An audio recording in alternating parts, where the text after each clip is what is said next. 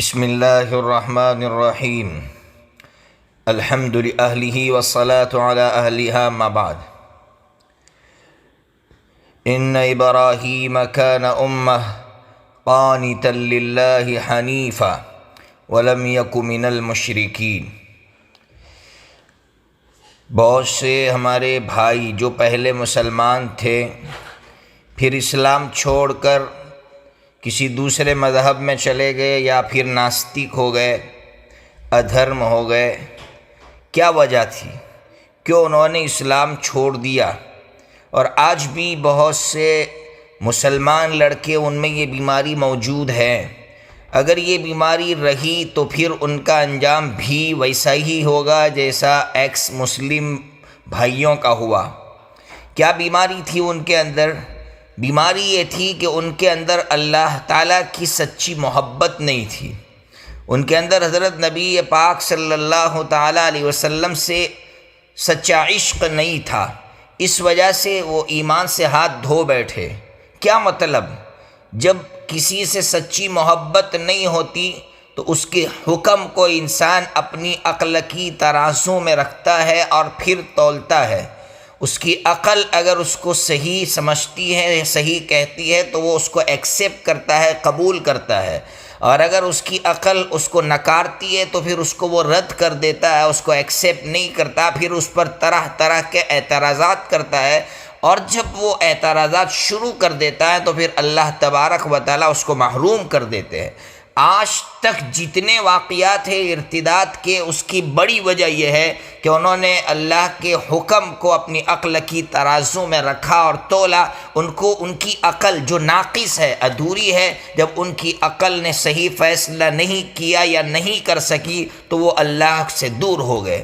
اس لیے سب سے بڑی ضرورت ہے اس وقت کہ ہم اللہ تعالیٰ کی سچی محبت اپنے اندر پیدا کریں۔ جب اللہ تعالیٰ کی محبت پیدا ہوگی تو پھر انسان اپنی عقل کو بہت ناقص سمجھے گا اور اعتراف کرے گا کہ اللہ تیری حکمتوں کو کوئی نہیں جان سکتا، میری عقل لاکھ کامل ہو اس کے بعد بھی اللہ تیری حکمتوں تک میری عقل نہیں پہنچ سکتی۔ اس کی ایک مثال دیتا ہوں تاکہ لوگوں کو بات سمجھ میں آئے کہ میری عقل یہ کہہ رہی ہے کہ زمزم کا پانی میٹھا ہونا چاہیے، حالانکہ زمزم کا پانی پھیکا ہے۔ عقل یہ کہتی ہے اتنی قربانیوں کے بعد جو پانی وجود میں آیا وہ پانی تو شہد سے زیادہ میٹھا ہونا چاہیے، اللہ تبارک و تعالیٰ نے اس کو میٹھا کیوں نہیں بنایا؟ تو میری عقل تو اس کو ایکسیپٹ نہیں کر رہی ہے، لیکن سچی محبت ہوتی تو انسان فوراً اللہ کی حکمت تک پہنچتا۔ اللہ رب العزت ہمیں اپنی حکمتیں سمجھنے کی توفیق عطا فرمائے۔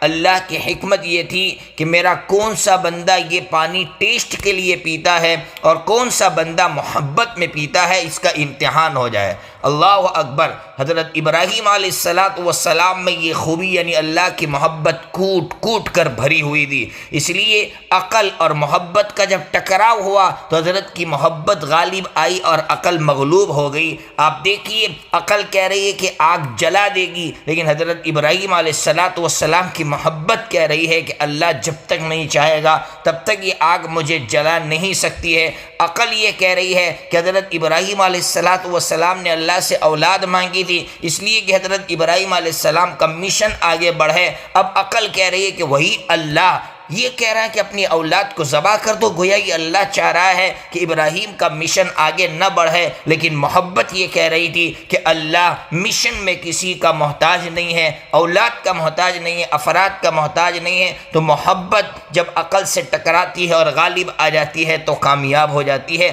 حضرت ابراہیم علیہ السلام کے بارے میں اسی لیے علامہ اقبال رحمۃ اللہ علیہ پر قربان جائیے، ڈاکٹر اقبال مرحوم نے کہا تھا بے خطر کود پڑا آتش نمرود میں عشق۔ اللہ اکبر۔ یہ نہیں کہا کہ ابراہیم علیہ السلام جو ہے نمرود کی آگ میں کود پڑے، یہ نہیں کہا کہ ایک عاشق کود پڑا، بلکہ کہا عشق۔ عشق جو اردو زبان جانتے ہیں وہ سمجھتے ہیں کہ یہ نہیں کہا کہ عاشق یعنی محبت کرنے والا، بلکہ یہ عشق تھا، یعنی جہاں سے محبت پھوٹتی تھی وہ محبت جو ہے آتش نمرود میں کود پڑی۔ اللہ اکبر۔ اس لیے ضرورت ہے اس وقت اللہ تعالیٰ سے سچی محبت پیدا کرنے کی اور اللہ تعالیٰ سے سچی محبت مانگنے کی۔ ہر دعا میں اللہ تعالیٰ سے اللہ کی سچی محبت مانگنے کی ضرورت ہے، ورنہ آگے جو حالات آئیں گے اگر اللہ کی سچی محبت نہیں ہوگی تو انسان مرتد ہو جائے گا اور اسلام سے ہاتھ دھو بیٹھے گا۔ اللہ تبارک و تعالیٰ اپنی کامل محبت ہم سب کو عطا فرمائے۔